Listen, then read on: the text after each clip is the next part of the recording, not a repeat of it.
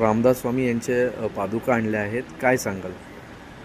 राष्ट्रगुरू समर्थ रामदास स्वामी महाराज आणि सद्गुरू भगवान श्रीधर स्वामी महाराज यांच्या पवित्र पादुका या अहिल्यानगर जिल्ह्यातील श्री समर्थ रामदास स्वामी मठ खातगाव या तीर्थक्षेत्रावरून आलेले आहेत.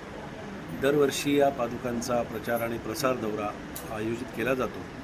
यावर्षी हा दौरा पालघर विभाग, ग्रामीण, आदिवासी अशा सगळ्या खेडोपाड्यामध्ये दौरा करून हा पादुकांचा दौरा जो आहे तो 17 तारखेला आपल्या या गणेश मंदिरामध्ये इथे जयनगरच्या आलेला आहे.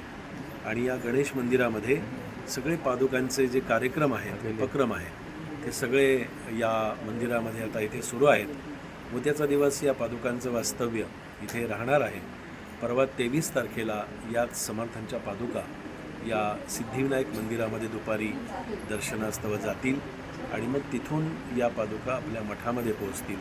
अशा या पवित्र पादुका ज्या आहेत या प्राचीन पादुका आहेत, दुर्मिळ पादुका आहेत आणि घरोघरी पादुकांचं पूजन भक्तगणांनी या ठिकाणी केलेलं आहे, करतही आहे.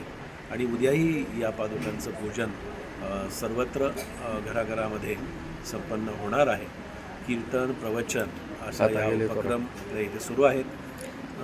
व्यासपीठावरती बसलेले आचार्य यांचं प्रवचन, उदयनजी आचार्य यांचं नर्मदा या विषयावरचं प्रवचन गेली 4 दिवस इथे अत्यंत रसाळवाणीतून खूप चांगल्या प्रबोधनाने इथे सुरू आहे. अनेक भक्तगण त्याचा लाभ घेत आहेत. नर्मदा महात्म्य आणि नर्मदेचे काही अनुभव असं सुंदर प्रवचन या ठिकाणी सुरू आहे. समर्थ रामदास स्वामी मठ खातगाव येथे समर्थ रामदास स्वामींचा मठ आहे आणि समर्थांच्या पदस्पर्शानं पावन झालेली अशी ही पंचक्रोशी आहे. रामदास स्वामींचं त्या ठिकाणी भ्रमंती झालेली आहे आणि त्याच मठामध्ये अनेकविध उपक्रम सुरू आहेत. मेडिकल कॅम्प दरम्यानाला तिथे होतो. अनेक भक्तांची व्यवस्था विनामूल्य तिथे स्वरूपात या भिक्षेच्या माध्यमातूनच त्या ठिकाणी केली जाते. आणि तिथे वेदपाठशाळा आहे. देशी गाईंचं संगोपन या मठामध्ये केलं जातं. अशा विविध सामाजिक अशा उपक्रमांनी हा मठ त्या अहिल्यानगर जिल्ह्यातील खातगाव या ठिकाणी उभा आहे. आणि या पादुकांचा प्रचार आणि प्रसार समर्थांनी 400 वर्षापूर्वी जे 1100 मठ स्थापन केले आणि त्या मठपतींना, महंतांना उपदेश केला की महंते महंत करावे, युक्तिबुद्धीने भरावे, जाणते करून विखरावे नाना देशी, आपणासी जे जे ठावे ते ते इतरांशी शिकवावे, शहाणे करून सोडावे सकळ जन.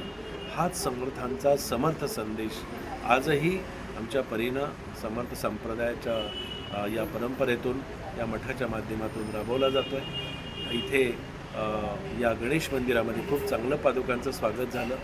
पारखी साहेबांनी आपल्या सर्व भक्तांच्या बरोबरीनं पादुकांचं स्वागत केलं आणि उद्यापर्यंत या पादुका इथे राहतील.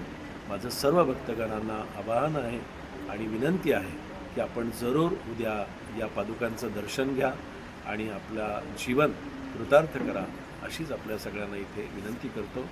जय जय रघुवीर समर्थ, जय जय रघुवीर समर्थ. एबीपी माझा, उघडा डोळे बघा नीट.